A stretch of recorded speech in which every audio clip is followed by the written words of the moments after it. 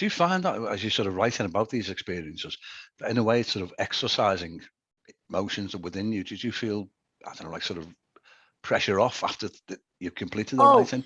Yeah. Once I've been told by several mediums that I have mediumship tendencies, but also they've told me that they call me the releaser.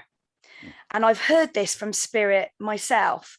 And basically, they will come to me and I will trance or dream or just zone out, and I will come out with all this information. And then it's almost like once I've written it down, if the spirit wants it remembered as, you know, me putting it into a book, then they're free to move on.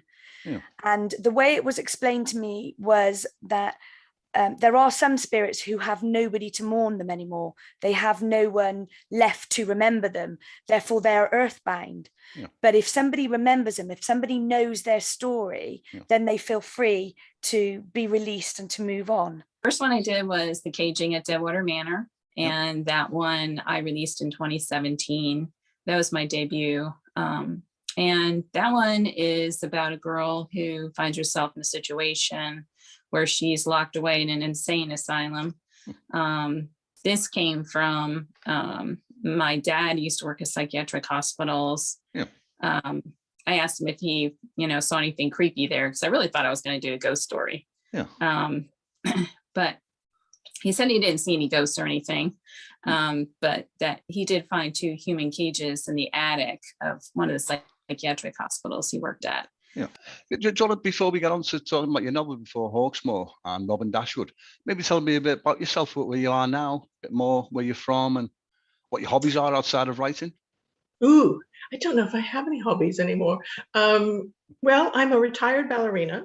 I trained in Chicago and a little bit in Britain as well. And I dance for American Ballet Theatre in Manhattan. And I dance for the London Festival Ballet in London, which is now the English National Ballet. And I now teach and choreograph, which is kind of my day job, other than writing, which, as we all know, isn't terribly profitable unless you're J.K. Rowling.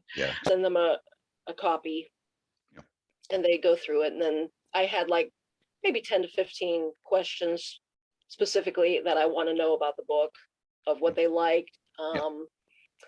Were there any plot holes, important stuff like that. Which characters did they like and why, that kind of thing. So I could feel out my book a little bit better. And then they would answer those questions and also give me their comments and thoughts as well, because I encourage that too. Give me your thoughts, give me your comments, any suggestions to make it, to maybe enhance a scene or whatever. And they were great. They did all that, and they would send their emails back to me, and I would go through their comments and stuff and see which ones I wanted to keep and which ones didn't quite fit with the story, kind of weed through it. And we kept going back and forth for, I don't know how I got up to like revision 7. So finally revision 7 was the last revision. I was like, okay, I'm good. I ain't touching it anymore. It's perfect. And, but yeah, there was a lot of back and forth. But eventually I got it to where I needed it to be, and it sounds great, and I can't wait for everybody to read it. You guys are going to be blown away. I'm blown away. I got the shivers talking about it. I mean, well, and there's also one of my favorite parts of the book is where his sister is suffering from asthma, and he's 7 years old at the time. It looks like she's going to die. And the mother refuses to take her to the doctor, and the father says she has the keys, and the wife won't give him the keys so he can take her to the doctor. And so you, the protagonist, are the only one that can convince her to do that.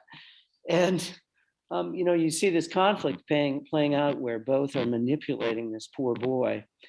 And so on the one hand, the mother is saying that sickness, asthma, is only a false conception. It's a metaphor for what you believe in your mind. And the father, in the same sense, followed the same thinking when he said, when he makes the bodies of his victims be metaphors for what he's thinking in his mind. Carla, I've read the sort of a teaser, the short story. It's freely available on Amazon, double wide. It gives us an introduction to the sister suffering from asthma. Can I just ask, this sounds out the blue, what's a double wide? I think I know it by looking at images, but for someone who doesn't know from the UK, what is a double wide? What does it mean? It's a trailer that's permanently stationed, so it doesn't have the wheels. Yeah, it's a double wide trailer. Okay, I was thinking it was twice the size for some reason, or twice the size. Well, it's a bigger one. It's a bigger one. Yeah. Okay. Yeah. Well, your first story then, what happened? So you wrote your first novel. Did you send this to publishers, to an agent? Well, and that's a very interesting story. So I won the award for the Romance Slam Jam Award, and part of that was to have a reading where I would sit down with a publishing house, and so they asked for a full on the manuscript. And I sent the full in like it was requested to this publishing house, and I never heard back. I mean, it was the editor, the owner of that publishing company that I was talking to. So I'm new to this industry, and I didn't want to be pushy. I'm like, I haven't heard back from anybody. Slow out there. And so and so what happened is that when 9 months, a year went by, I mean, I just felt like where I was in my life. My house was paid off. I had resigned my commission. I was on the verge of retirement. I had already put a check in the box of long-term commitments. And so I just wondered if the universe was saying, well, maybe you just need to be an indie. So I published it myself.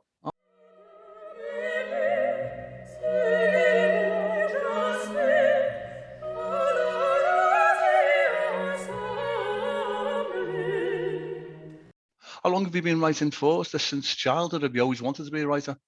Oh yeah, since forever. Some of my earliest memories are of me sitting on the edge of my bed with a school notebook and a pen, just trying to scribble things down. I never really made anything, and what I did write wasn't any good. But I tried. The desire was there. I would watch shows like Twilight Zone and Night Gallery, so I wanted to be able to write like Serling, and I was into Poe and H.G. Wells and Isaac Asimov. I didn't read children's books. So I wanted to write like those guys. It became a dream of mine, and I worked at it and I was just no good as a young man. I actually wrote an entire book when I was 15. Really? And not knowing any better, I printed it out and I actually mailed it to all the big 5 publishers, and of course they all declined it. So it was depressing for a 15-year-old kid. So for the longest time I kept writing, but I never submitted. I never showed it to anyone. It was always just for me. And flash forward a couple of decades, and the time came where I knew it was time to put up or shut up.